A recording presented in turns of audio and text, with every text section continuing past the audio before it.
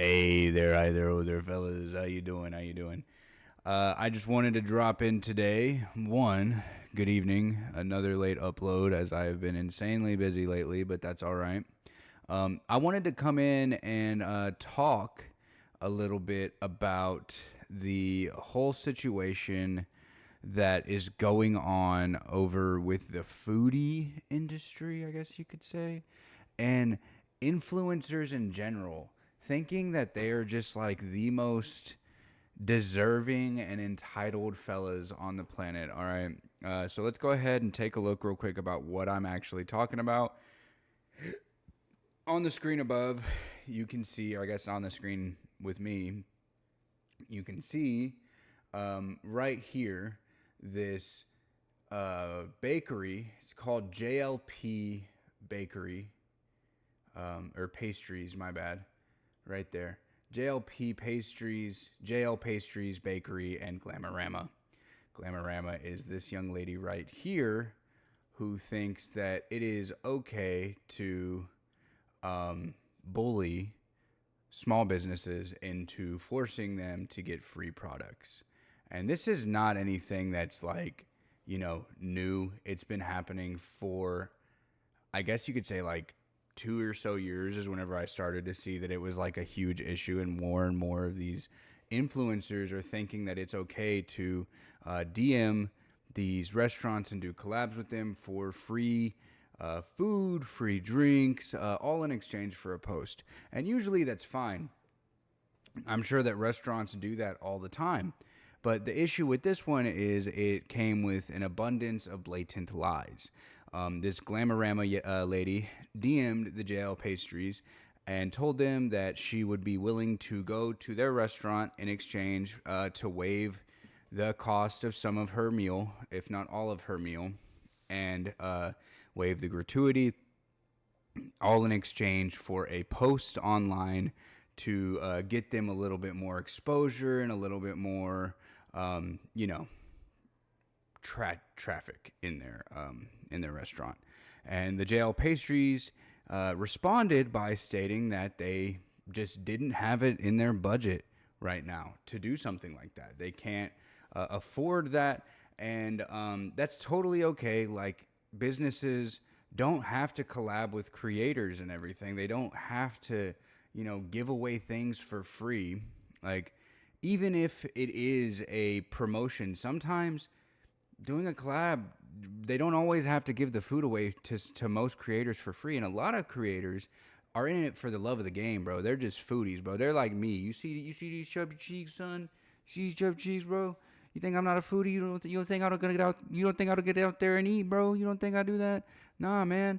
Like, I'm not over here asking for a free meal. Now, I have friends that they got a little bit of attraction on their on their page and stuff, and even they go out to restaurants, and their whole base of like collabs is just to support the business.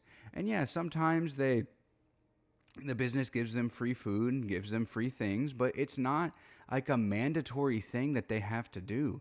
And Glamorama's response was to show up to the restaurant the next day, and the owner of the restaurant, or the workers of the restaurant, recognized who she was, and they were kind enough to give her free drinks, complimentary drinks. And Glamorama responds by saying that all they gave her was a free shot of espresso, which that is still technically a free drink regardless. But they were upfront and honest that they could not fit it into the budget at the time to give her free food in exchange for just a post. All right. And she took it upon herself to retaliate by telling her audience that they're all fresh, like raw pastry um, thing. I don't even know what it really is, but basically trying to bash that their pastries didn't use real ingredients, stating that the pastries, the my fault. This right there, the pistachio pastry used artificial pistachio flavoring, which they advertise themselves on not using artificial flavors. They advertise themselves on using like real ingredients and stuff. And so their response was to prove her wrong. They came with the receipts, they showed the DMs, they showed the pistachio filling that they used for it, and it has been a whirlwind of a response. She's lost, the last time I checked, over 20,000 followers in like 2 days. She had like 40,000 whenever I first checked. I checked yesterday. She had like, I think like right under 20, so a little bit over 20,000 followers just like overnight. Half of her page just gone. She destroyed her page, deleted so many videos, and rightfully so, dude. That's just absolutely ugly, dude. People need to make a living, especially in the economy that we're in right now. Food is not cheap. Tariffs are not cheap. They're slapped on everything, and especially if you're using like raw ingredients that are, imported, those things are expensive. And it's totally fine that small businesses are going to be looking out for themselves because we're in such a harsh time where the profit margins are going down. And furthermore, who are you as an influencer to try and use your following count for special treatment? You're still a person. No means no. If they can't afford to do a collab, you don't force it on them and try to strong arm them because you think you're some big shot that deserves to go out to eat wherever you want and doesn't have to pay. That's not how the world works, dude. And I think that she got hit with the reality check pretty quickly, obviously, because she took down her video and everything. And she took down most of her videos. And, like, she put up, like, a simple response, just, like, apologizing and, basically trying to avoid all accountability instead of, facing the facts.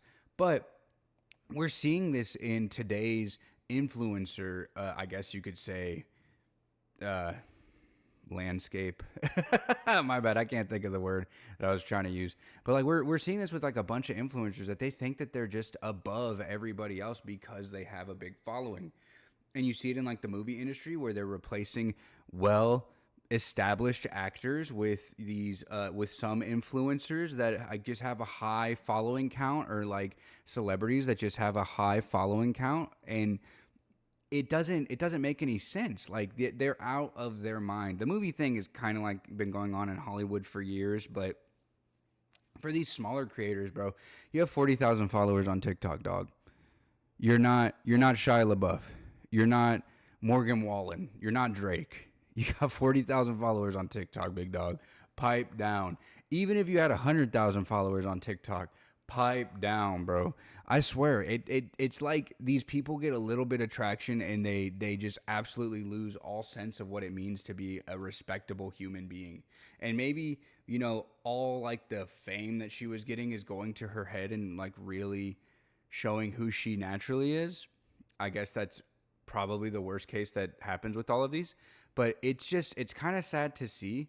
And good for us for coming together and stripping that away, because if she's undeserving of it, she don't deserve to have the platform, bro. You can't just be bullying people because you want to be treated like, you walk on diamond shoes. I don't know, the terrible analogy, but I'm sure you guys get what I'm trying to say.